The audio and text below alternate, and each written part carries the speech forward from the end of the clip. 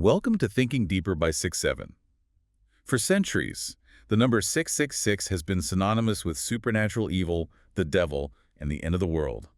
But today, we're stripping away the modern conspiracy theories to decode its true historical origin. We'll explore ancient political resistance, bathroom humor from Pompeii, and a secret code that points directly to one of history's most notorious villains. Yeah, it's a completely different way of looking at it. Totally. And before we really get going, if you like my channel, please subscribe and hit the like button. Because today, we are doing a deep dive into the historical realities of the Book of Revelation. Right.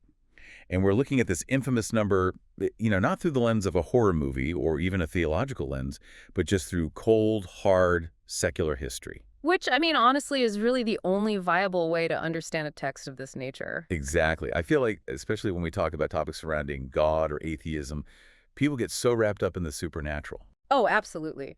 When you approach ancient religious documents looking for this, like supernatural crystal ball from a god that miraculously predicts the 21st century, you completely erase the actual human beings who wrote it. Right. You erase their actual history. Exactly. And the immense suffering they were experiencing. I mean, our overarching theme today is that knowledge requires context, right?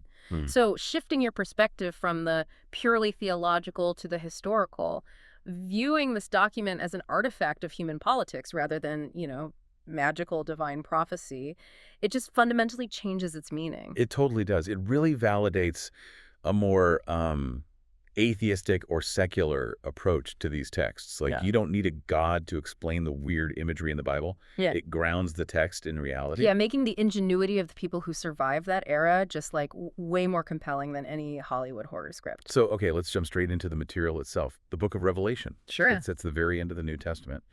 And if you haven't read it recently, it is just an incredibly wild, disorienting ride. That's a good way to put it. I mean, we are talking about an author identifying himself as John, recounting a series of visions that are intensely apocalyptic. Right. It reads less like a philosophical treatise and more like a fever dream. Exactly. You've got, like, multi-headed dragons, stars plummeting from the sky and turning the oceans into toxic wormwood. Yeah. And valleys literally filling up to a horse's bridle with the blood of slain people. It's heavily visual, chaotic, and, obviously designed to terrify. It is. It essentially functions as the ancient equivalent of an immersive, high-budget disaster epic. Oh, I like that comparison. Yeah, because the author is utilizing a really specific genre of ancient literature.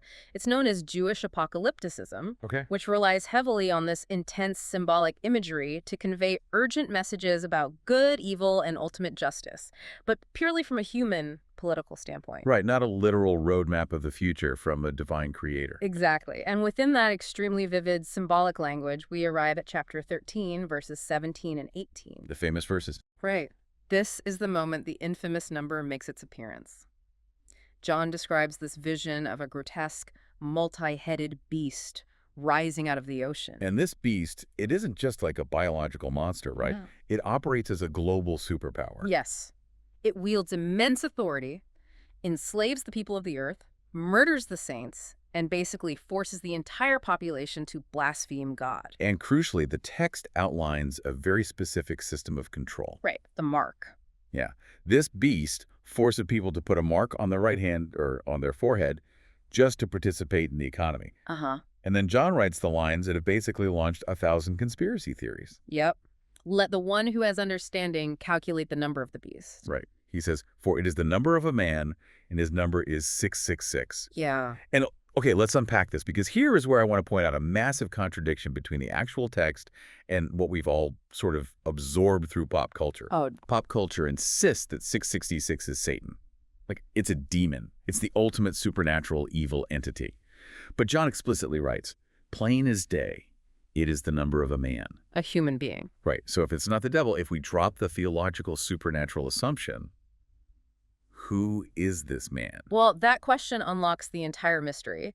And to answer it, scholars basically look past the terrifying imagery to find a very solid historical consensus. Which, again, is so great for a secular understanding of history. Oh, it really is. Because the Book of Revelation is not a literal futuristic prediction of demonic entities conquering the globe. Right. It functions as an extended, highly coded political polemic against the Roman Empire. Wow. Yeah, when you evaluate the text as an ancient political cartoon, the bizarre imagery just snaps into focus. A political cartoon. That's an interesting way to frame it. Well, think about modern political cartoons. If you see a drawing of a giant bear wrestling a bald eagle over a barrel of oil, you don't assume the animal kingdom has gone rabid. Right. No, of course not. You instantly recognize the bear represents Russia, the eagle represents the United States, and the oil is economic conflict. Right, because I live in the current political climate, so I automatically decode the symbolism without even, thinking about it. You do. And for John and his first century audience, that beast rising from the ocean was an obvious stand-in for the Roman Empire. Okay, that makes sense. It was this massive, seemingly unstoppable military and economic institution that was conquering and subjugating the known world. In the ocean. The ocean represents the Mediterranean Sea, which Rome completely dominated. Oh, wow. And the multiple heads of the beast. Those represent the succession of Roman emperors. That's fascinating. It really is. So when John states that 666 is the number of a man, he is actually deploying a secret cipher to identify the most ruthless, catastrophic emperor of them all. Which is Nero. Exactly, Nero. Okay, I understand the beast representing Rome, but how do we bridge the gap between the name Nero and the number 6666? It's not like the syllables of his name naturally sound like a math equation. No, they don't. We have to dive into the mechanics of ancient linguistics and mathematics to see how this cipher actually operates. Okay. In the modern world, we use Arabic numerals 1, 2, 3, 4, which are completely separate from our alphabet. Right. But in the ancient world, particularly in Greek and Hebrew cultures, separate numbers didn't exist. Every single letter of their alphabet possessed a corresponding numerical value. Really? Every letter? Yep. Alpha is 1, beta is 2, gamma is 3, and so on. And as you move further down the alphabet, the values jump to tens and hundreds. Wait, so if you wanted to write the number 15, you wouldn't write a 1 and a 5. No. You would just write the specific letters of the alphabet that added up to 15. That is the core mechanism, yeah. To encode Nero's name, the author utilized his official title in Greek. Which was the common administrative language, right? Exactly, of the Eastern Roman Empire where John lived. His Greek title was Neron Caesar, translating to Nero Caesar. And this wasn't some localized, obscure nickname. Neron Caesar was literally stamped onto the physical currency, the ancient Greek coins circulating through the marketplaces of the first century. Right. But here's where I have to push back a little on the complexity of this. Okay, go ahead. The reading explains that to get 666, John didn't just add up the Greek letters. He transliterated the Greek phrase, Neron Caesar, into the Hebrew alphabet. Yes, he did. And then added up the numerical values of those specific Hebrew letters, which, sure, the math works out perfectly to 666. It does. But to a modern listener, taking a Roman emperor's name, writing it in Greek, transliterating it into Hebrew letters, and then doing math, it sounds incredibly contrived. I can see why you'd say that. It's like I'm spelling my name in Morse code, translating it into French, and then counting the vowels just to hide my identity. Here's where it gets really interesting. Were everyday people actually doing this math? Or is this just modern scholars finding shapes in the clouds? No, your skepticism is perfectly rational, and it's a vital question to ask. If this was an isolated, highly complex ritual performed by 3 mystics in a cave somewhere, the theory would fall apart. Right. What's fascinating here is that historical evidence proves this was an incredibly mainstream, everyday practice. The technique of turning names or words into their numerical values is called gematria. Gematria, okay. Yeah. It was essentially the ancient equivalent of a crossword puzzle, an inside joke, or a cultural game.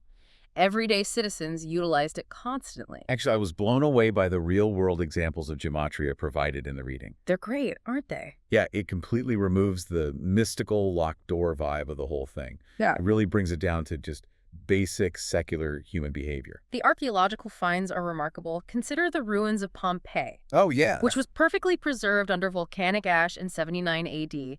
It basically froze daily Roman life and daily Roman graffiti in time. Right. On one of the walls in Pompeii, archaeologists actually uncovered a piece of romantic graffiti that translates to, "I love the woman whose number is 545. That is just so funny to me. It's ancient, cryptic flirting. It really is. I mean, anyone walking down that street wouldn't know the specific identity of the woman the writer was pining over. Right. But they wouldn't be confused by the format itself. They would instantly recognize, he's using Gematria to publicly declare his love while keeping her actual name private. Exactly. It's essentially an ancient QR code. Yeah. To the naked eye, it just looks like a random number, but if you have the cultural software to scan it, it points to a very specific target. The QR code analogy is brilliant because it really highlights how widespread the software was. We actually find an even more colorful example from a 2nd century Greek poet named Strato of Sardis. Oh, I love this part. Yeah, he wrote an epigram demonstrating his mastery of Gematria by pointing out a bizarre linguistic coincidence. He calculated that the Greek word for anise and the Greek word for gold both happen to carry the exact same numerical value, 1570. Ancient bathroom humor proving a massive historical point. I love it. Yeah. I mean, if a poet is using Gematria to make dirty jokes about gold and body parts, Yeah. and a love-struck teenager is using it to write on a wall in Pompeii, Right. then this wasn't high-level mysticism. It wasn't a message from God. It was just part of the everyday cultural fabric. Which brings us back to the question of why John transliterated Greek into Hebrew. Right. Why the extra step? Well, if Gematria was a common game, simply writing the Greek number for Nero wouldn't be secure enough. Any educated Roman soldier could potentially do the math and uncover the treason. Oh, I see. By transliterating the Greek title into Hebrew letters before doing the calculation, John created a double layer of encryption. That is so smart. He filtered the cipher through the sacred language of his specific marginalized community. The Roman authorities reading the text just see bizarre religious numbers. But the inside group. Right, the inside group, the oppressed people who understand the Hebrew code, they know exactly who the target is. It operates as a highly secure, encrypted message of resistance. Okay, so if everyone was using Gematria, it was the perfect way to safely write a hit piece against the most dangerous man in the world. Absolutely. But out of all the Roman emperors, why was this specific author so terrified of Nero that they had to heavily encrypt his name?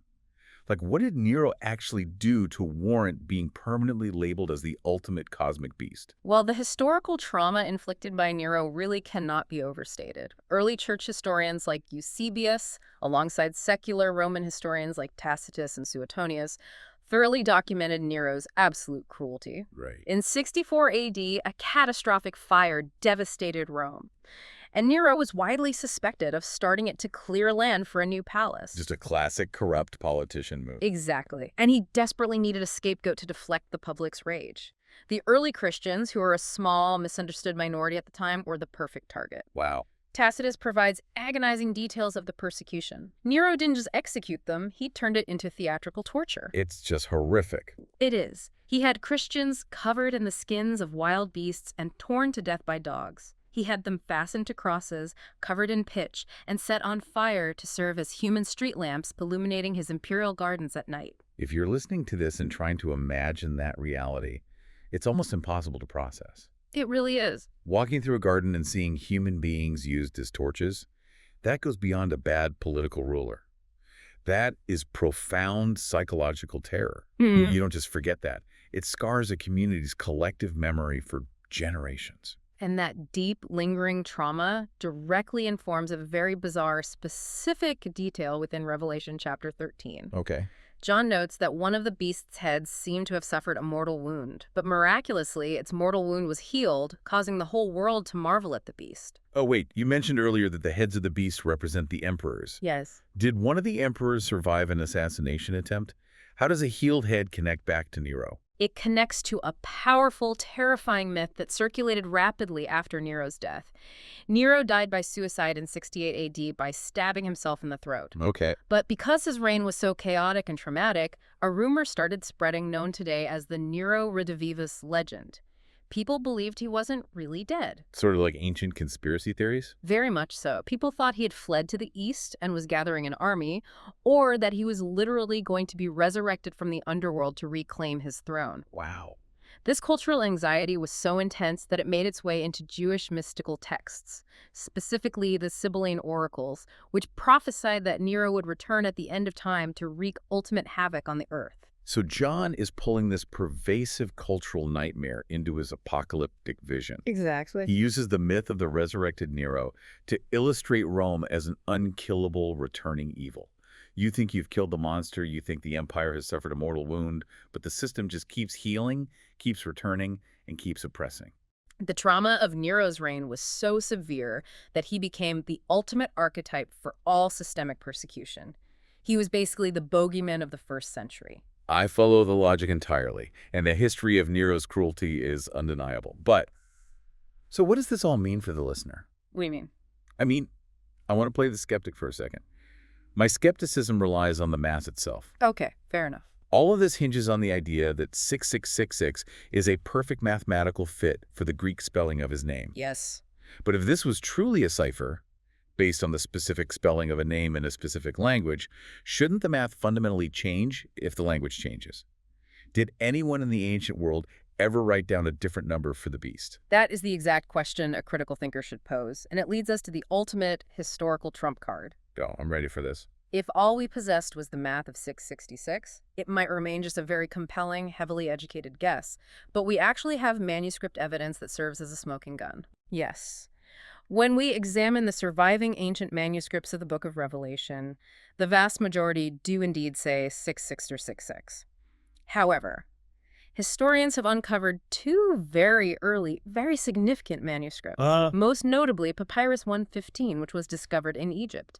And they do not say 6666, they actually write the number of the beast as 616. 6616, and the reading emphasizes that this isn't just a sleepy scribe messing up a pen stroke, right? It's not a typo. No, not at all. It is a deliberate, calculated alteration. Wow. And this brings us to a brilliant theory crystallized by the late New Testament scholar Bruce Metzger.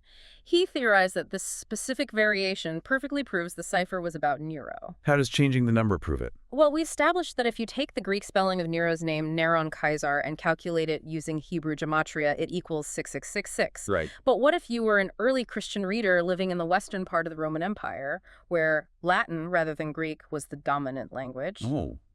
The Latin spelling of his name is slightly different. It is. The Latin spelling is Nero Caesar. It drops the final N. Okay, we know this spelling was standard because Latin coins minted during his reign spell it precisely that way, completely omitting the final N. Wait, if the Hebrew letter for N, which is none, has a numerical value of exactly 50. Yep. And the Latin spelling drops that letter entirely. Yep. The math inherently shifts. Exactly. The entire calculation drops by exactly 50, landing perfectly on 606. Oh, wow. That is a massive aha moment. It really seals the deal, doesn't it? It does. Think about the implications of that manuscript. Yeah. The fact that the number physically changed in different copies depending on whether the local scribe was conceptualizing Nero's name in Greek or in Latin. Yeah. It absolutely proves that the number was a moving target. It was designed specifically to cipher his identity. Exactly. It wasn't a static magical number assigned by a supernatural demon. It was a flexible mathematical calculation meant to equal Nero, regardless of what local language you were using to spell his name. Which, again, strips away the supernatural element entirely. It stands as one of the most elegant pieces of historical detective work we have.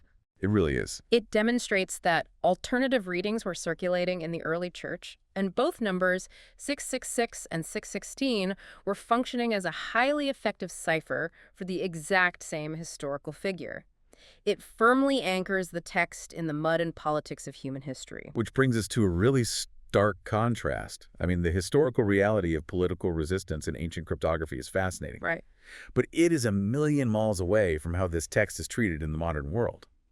If you open YouTube right now or listen to certain modern interpretations, this ancient survival tactic has mutated into a massive industry of futuristic conspiracy theories. Oh, it definitely has. If we connect this to the bigger picture, the modern prophecy industry is a highly lucrative phenomenon. It really is. You have individuals warning that the mark of the beast is going to be RFID chip implants or biological microchip. Or barcodes. Yeah, even the barcode in your groceries. The logic they use is that because Revelation says no man will be able to buy or sell unless they receive the mark, John must have been predicting modern digital currency or global banking algorithms. In the 80s, it was barcodes. In the 2000s, it was microchips. The target is always moving. We have to analyze why people do this. It's human nature to desire a sense of cosmic importance. Totally. We desperately want ancient, monumental texts to be about us. We want to believe that the authors of antiquity were looking through a temporal telescope directly into the 21st century to warn our specific generation. Right, because it makes us feel special. Exactly. But these modern interpretations share a fatal flaw. They entirely discard the historical context of the late 1st century. They treat the Book of Revelation like a futuristic crystal ball instead of a lifeline written for people who are suffering right then and there. The author, John, was writing to 7 specific historical churches in Asia Minor who were currently living under the suffocating shadow of the Roman Empire. He was drafting a deeply contextual, immediate document to comfort, warn, and rally and oppress people in their own time.